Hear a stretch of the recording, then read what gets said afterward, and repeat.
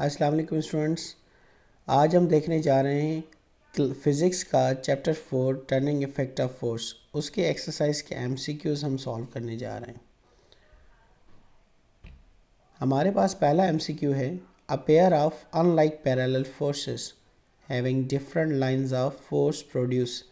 अब हमें क्वेश्चन में कह रहा है कि अगर दो अनलाइक पैरेलल फोर्सेस मौजूद हों हमारे पास, तो वो मिलकर क्या प्रोड्यूस करते हैं। बेसिकली हमें पता है कि अनलाइक पैरेलल फोर्सेस हम उन फोर्सेस को कहते हैं जो दो फोर्सेस हों, आपस में पैरेलल हो, यानी उनके बीच में जो फासला हो वो हर एक पॉइंट पे इक्वल होना चाहिए। पर अनलाइक यहाँ पे कह रहा है, इसका मतलब ये है कि उनका डायरेक्शन अपोजिट है। तो जब भी किसी भी बॉडी पे ये अनलाइक पैरेलल फोर्सेस लगते हैं तो जिसके रिज़ल्ट में वो बॉडी रोटेट करती है और इसको हम कहते हैं कपल। तो इसका करेक्ट आंसर होगा हमारे पास option C, couple. Next question, head to tail rule can be used to add dash forces. अब देखें हेड टू टेल रूल है क्या, पहले इसके बारे में मैं आपको बता दूं। बेसिकली वेक्टर्स को ऐड करने का जो तरीका होता है उसमें दो तरीके होते हैं। एक तो या तो हम पैथागोरस थ्योरम यूज़ करें या तो हम head to tail rule use करें। देखिए पैथागोरस थ्योरम हम तब यूज़ करते हैं जब हमारे पास सिर्फ दो फोर्सेस मौजूद हो, लेकिन अगर दो से फोर्सेस ज़्यादा बढ़ जाएं तो हम यूज़ करते हैं basically head to tail rule. अब हेड टू टेल रूल में ये होता है कि एक वेक्टर का हेड और दूसरे वेक्टर का टेल, इस तरह ये प्रोसेस कंटिन्यू रहता है और फाइनली हम लास्ट में रिजल्टेंट वेक्टर फाइंड करते हैं अपना। तो इसमें ऑप्शन सही होगा option D, any number of, यानी दो हो तीन हो चाहे कितने भी वेक्टर्स हो उनको हम हेड टू टेल रूल के साथ ऐड कर सकते हैं। तो इसका करेक्ट आंसर होगा ऑप्शन डी।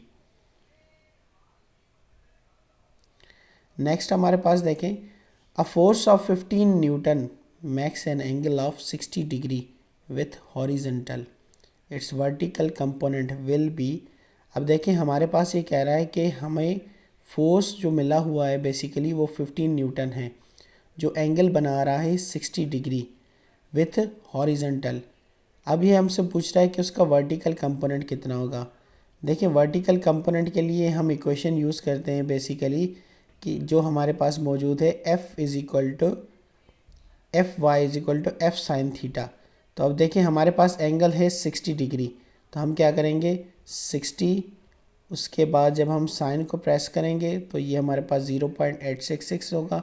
इसको जब हम मल्टीप्लाई करेंगे 15 के साथ हमारे पास होगा 12.99, या हम कह सकते हैं कि अप्रोक्सीमेटली ये हमारा 13 के बराबर आंसर है। तो इसका करेक्ट आंसर है option C. Next question, a body is in equilibrium when it has. अब देखिए पहले मैं आपको बता जाऊं कि इक्विलिब्रियम है क्या। इक्विलिब्रियम हम कहते हैं कि तवाज़न को, बैलेंस को, या तो कोई भी बॉडी रेस्ट में हो या फिर यूनिफॉर्म मोशन के साथ ट्रैवल कर रही हो स्ट्रेट लाइन में, तो हम कहते हैं कि बॉडी हमारे पास बेसिकली इक्विलिब्रियम में मौजूद है। जब एक बॉडी है ही रेस्ट में तो उसमें एक्सेलरेशन तो कोई भी प्रोड्यूस नहीं होगी। अगर वो हमारे पास यूनिफॉर्म मोशन में ट्रैवल कर रही है तब भी उसमें कोई भी एक्सेलरेशन प्रोड्यूस नहीं होगी।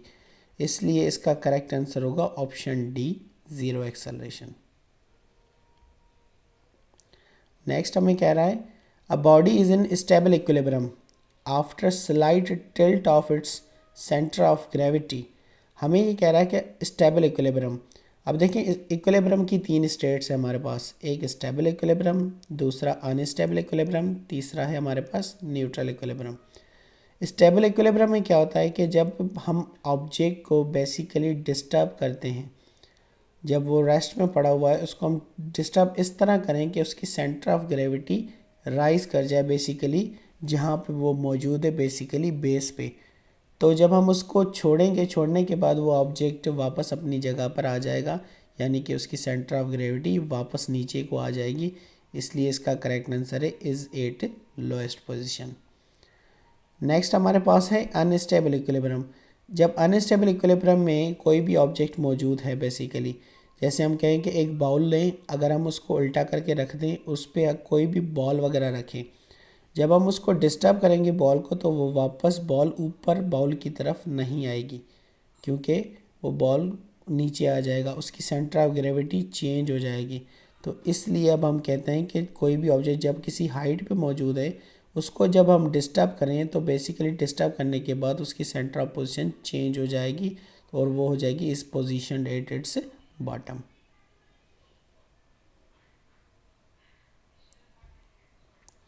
नेक्स्ट हमें कह रहा है कि a body is in neutral equilibrium when its centre of gravity is at the lowest position, remains at same height, is at highest position, is at its base।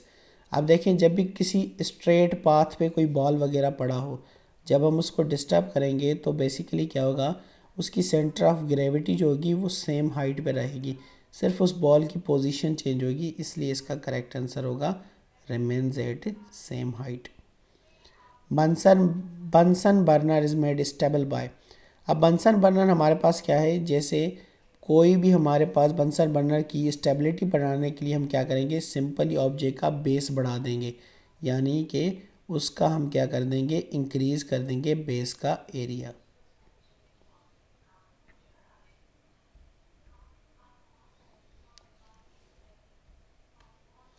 देखिए next question number 9, a tight rope walker carries a long pole to.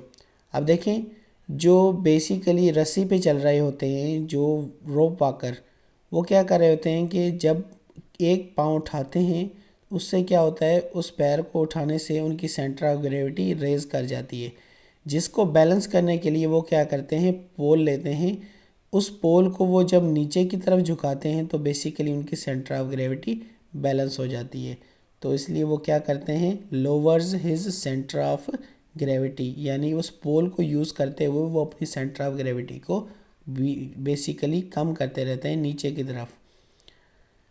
Stability of a racing car is increased by.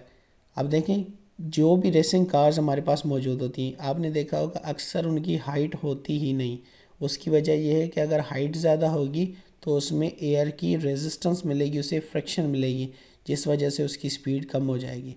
Raising its centre of gravity, अगर उसकी centre of gravity हम ऊपर की तरफ कर देंगे तो बेसिकली वो अनबैलेंस हो जाएगी, जैसे भी टर्न वगैरह आएगा।